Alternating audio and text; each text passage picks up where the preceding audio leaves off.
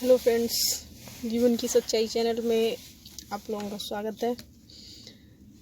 आज थोड़ा सा डिफरेंट टॉपिक लिया है।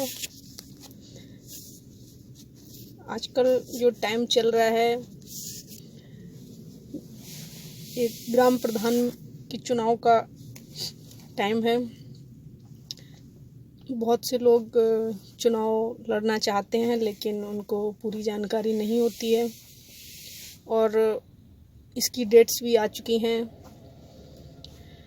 फरवरी में 16 फरवरी, 22 फरवरी, 2 मार्च 3-4 डेट्स आई हैं। इन डेट्स पर चुनाव होने हैं। प्रधानी का, बीटीसी का, सारे लोग अपनी अपनी तैयारियों में जुट चुके हैं। सरकारी कमिश्नरी जो है उसने भी अपनी सूची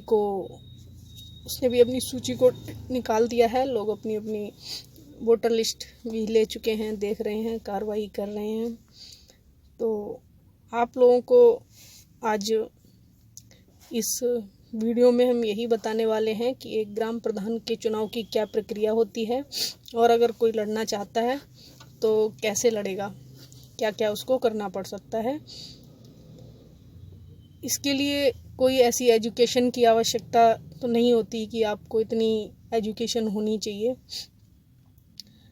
सबसे पहले आपको क्या करना होगा, अगर आप ग्राम प्रधान का चुनाव लड़ना चाहते हैं तो आपको इस चुनाव में पहले पूरी जानकारी लेनी होगी। आप अपने गांव में जो भी लोग हैं वो आपको वोट देने के लिए तैयार हैं। ऐसा नहीं है कि आपको कोई जानता भी नहीं है, आप बाहर रहते हैं और चुनाव लड़ना चाहते हैं। कितने लोग आपका सपोर्ट करते हैं। अगर आपको ऐसा लगता है कि मेजॉरिटी है तभी आप खड़े हों उसमें, तो ये मेरी सलाह है, तो ज़्यादा अच्छा रहेगा। बाकी इसके लिए ऐसा कोई भी व्यक्ति चुनाव में खड़ा हो सकता है, कोई ऐसा नहीं होता है कि ये लड़ेगा या नहीं लड़ेगा। ये चुनाव भी ठीक उसी तरीके से होते हैं जैसे विधानसभाओं के चुनाव होते हैं। लोकसभा, विधानसभा में जिस तरीके से चुनाव होता है उसी तरीके से इसमें होता है।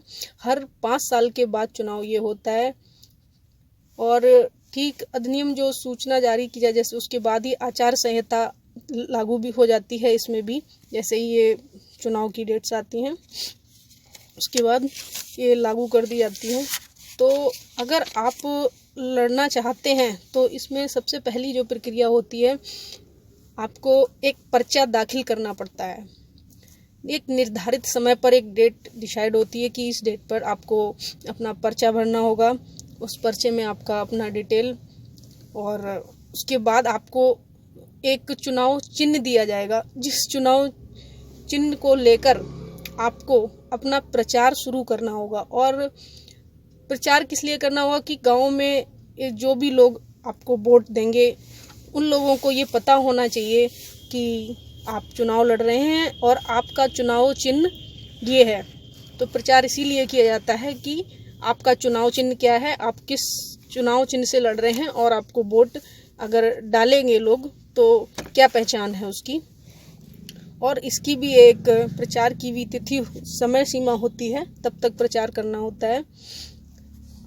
उसको वहाँ बताना होता है कि हर एक बंदे को गांव में घूम के जाके कि मैं प्रधान पद के उम्मीदवार पे खड़ा हुआ हूँ और मेरा चुनाव चिन्ह ये है, जिससे लोग जाने कि आपका चुनाव चिन्ह ये है। प्रचार मत देना होगा, आपको इस पे मत देना है, ये भी पता लग जाएगा उनको। उसके बाद मतगणना की जानकारी होती है।